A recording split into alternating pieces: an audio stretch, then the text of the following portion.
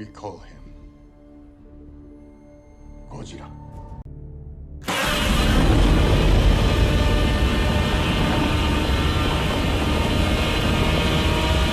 Godzilla x Kong, the new Empire, coming out in almost a month, I thought now is a good time to revisit the Monsterverse. Starting with Godzilla 2024, which came out almost 10 years ago. Now, I did watch and review all the Monsterverse movies leading up to Godzilla vs. Kong back in 2021, but there wasn't really in-depth reviews. So, let's revisit the Lassiter Factor archives. Continuing my Monsterverse marathon with the actual first film within the Monsterverse, Godzilla 2014. I remember I enjoyed the film back when it first came out, but was a little underwhelmed with the amount of Godzilla we got in that film. But revisiting the film, even after almost 7 years later, with the context of the films that followed after it, director Gareth Edwards managed to make a film that is not only shot beautifully, but gave us a film that builds on the suspense of seeing the monster when we actually do see it, while also staying true to the lore of Godzilla. And for that, I gave Godzilla 2014 the hard eyes emoji.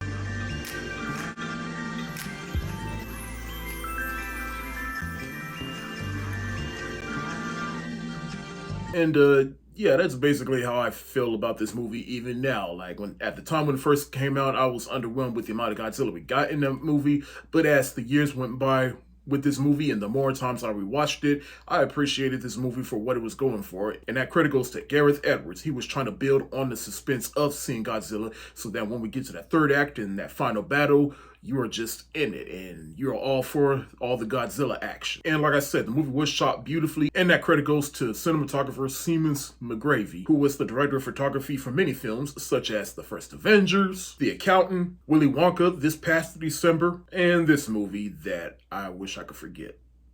But more importantly, it's also fun revisiting this movie through the lens of the show Monarch and all the history that show presented with the history of Monarch. Because Monarch, they've been around trying to discover these monsters and trying to prove to the world that these monsters exist and that they need to be taken out, or at the very least, have them keep the balance and keep the dangerous monsters away. And we see that through Ken Watanabe and Sally Hawkinson's characters, because they work with Monarch. And Ken Watanabe, more specifically, he always wanted to see Godzilla. He's just fascinated by Godzilla, but he also has a job to do to monitor these monsters. And so in the late 90s, when one of the Mutos he calls a nuclear reaction or some sort back in Japan, and Bryan Cranston, he's there, his wife dies from it, and so he spends the next 20 years trying to prove that there is something else afoot here, and that Monarch is trying to cover up something, in which he is right. That is a big criticism that myself and a lot of people had with this movie back in 2014, is that the movie, well, all the trailers, they was trying to make it seem like this was going to be Godzilla versus Bryan Cranston, or it was just going to be the Bryan Cranston show, especially since he was hot off of Breaking Bad, and that show had just ended. But then when we saw the movie, we were disappointed to see that he's really only in the first act, and then the movie shifts over to his son, played by Aaron Taylor Johnson, and him trying to get back to his family, in which his wife is played by Elizabeth Banks, which is funny because the next movie after this, they were in Avengers Age of Ultron, playing brother and sister.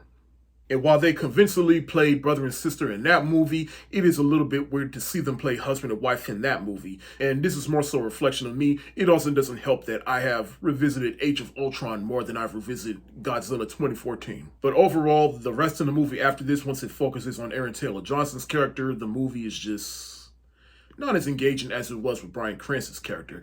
But all the monster stuff and all the suspense built upon this movie, it still helps. And this is where I get into the monsters. You got Godzilla. I remember, again, this was some years after the 98 Godzilla film, and we were all disappointed with this movie, so that when we saw Godzilla in this movie, and they actually did Godzilla justice, it was a breath of fresh air. To see Godzilla in all his glory, you see why he is the king of the monsters. And when he shows that atomic breath for the first time, I remember seeing this in an IMAX theater, and my mind just exploded. And the monsters he does fight in this movie are the Mutos, which feed off of electrical energy, and they're trying to mate and lay eggs. And so now the mission is to destroy these eggs and destroy the Mutos, which Godzilla, he does manage.